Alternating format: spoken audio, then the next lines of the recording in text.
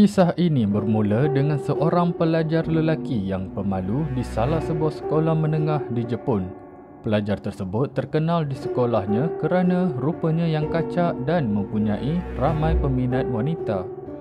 Gadis remaja seringkali cuba mengorat pelajar lelaki tersebut, malah ada yang sering melakukan gangguan seksual ke atas dirinya.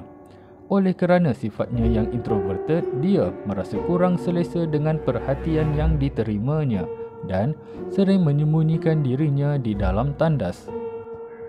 Pada suatu hari, pelajar lelaki itu dikepung oleh pelajar-pelajar wanita sekolah tersebut dan dia bertindak untuk sembunyi di dalam tandas perempuan yang berhampiran dan menunggu peminatnya itu pergi. Malangnya, dia mati di dalam tandas tersebut. Selepas kematiannya, dia kembali sebagai Ako Manto, satu entiti roh yang berbahaya dan bersumpah akan membunuh pelajar perempuan yang masuk ke dalam tandas tersebut sebagai hukuman kepada gangguan yang diterimanya ketika hidup. Mengikut legenda, berikut adalah modus operandi Ako Manto membunuh mangsanya. Sewaktu belajar hingga lewat malam, pelajar perempuan akan pergi untuk menggunakan tandas. Selepas memasuki tandas, pelajar tersebut sudah berada di dalam genggaman maut Ako Manto. Setelah melunaskan hajat, pelajar tersebut akan cuba untuk mencapai tisu tandas namun mendapati ianya telah hilang. Secara tiba-tiba, satu suara akan kedengaran bertanya sama ada pelajar tersebut inginkan tisu merah atau tisu biru. Jika pelajar itu menjawab tisu merah, dia akan ditikam dan badannya akan dicincang. Darah akan mengalir deras keluar membasahi baju mangsa, melihatkan seolah baju tersebut berwarna merah. Jika pelajar itu menjawab tisu biru, Ako Manto akan muncul untuk menghisap darah pelajar terbabit sehingga kering. Badan mangsa akan bertukar menjadi biru pucat dan rebah ke lantai, ataupun Ako Manto akan mencekik pelajar perempuan sehingga wajahnya menjadi kebiruan dan mangsa akan mati dicekik. Sesiapa pun mampu menyeru Ako Manto apabila menggunakan tandas terakhir di dalam bilik air perempuan di sekolah. Ako Manto akan menjelmakan dirinya di hadapan mangsa dengan berpakaian jubah merah dan menyembunyikan wajahnya dengan topeng putih.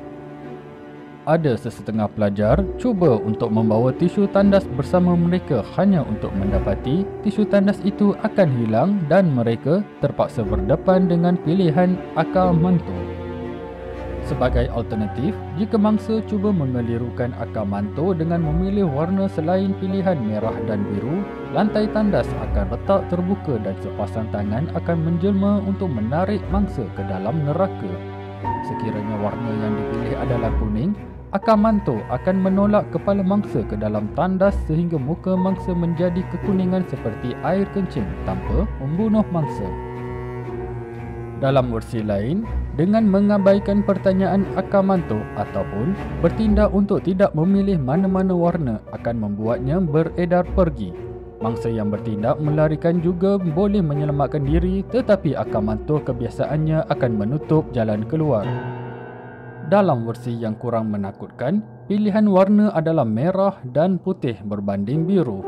Memilih putih akan menyebabkan tangan berwarna putih keluar dan mengusap punggung mangsa, manakala pilihan merah pula akan menjelmakan lidah berwarna merah dari dalam tandas untuk menjilat punggung mangsa terbabit.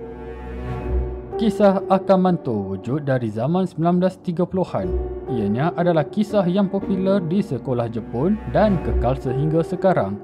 Antara kisah yang terkenal adalah apabila dua pegawai polis, lelaki dan wanita, menyiasat tandas di sebuah sekolah selepas mendapat laporan terdapatnya lelaki yang mencurigakan di dalam tandas. Polis menerima laporan, pelajar wanita terdengar suara lelaki bertanya kepadanya sama ada dia ingin memakai baju merah. Polis perempuan terbabit masuk ke dalam tandas sementara polis lelaki berkawal di luar. Dia juga terdengar suara lelaki bertanyakan soalan yang sama. Kerana ingin menyelesaikan kes tersebut secepat mungkin, polis perempuan terbabit berkata dia ingin memakai baju merah. Tiba-tiba bunyi jeritan didengari dan diikuti dengan bunyi hentakan yang kuat. polis lelaki bergegas masuk dan terkejut apabila mendapati rakan setugasnya telah dipancung dan bajunya berwarna merah akibat darah yang mengalir. Terima kasih kerana menonton video ini. Kepada penonton wanita, sila kongsi perasaan anda jika anda mendapati ada hantu yang sedang menjilat punggung anda. Komen di bawah hantu atau kisah seram yang anda ingin lihat di video seterusnya. Sekian dari saya, KG, mengucapkan malam tanpa ketenangan untuk semua.